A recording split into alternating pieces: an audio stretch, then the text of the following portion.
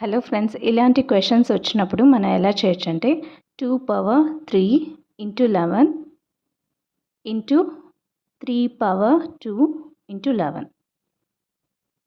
Okay, దీన్ని ఎలా రాయొచ్చు? 2 power 3 whole power 11 into 3 square whole power 11. మనకు ఒక ఫార్ములా ఉంది, a power m into n is equal to a power m whole power n. Okay, ఇప్పుడు 2 cube అంటే 8 power 11 into 9 power 11. ఇప్పుడు bases different, power same కాబట్టి మనం 8 into 9 whole power 11 అని రాయొచ్చు. Because of the formula A power m into b power m is equal to a into b whole power m.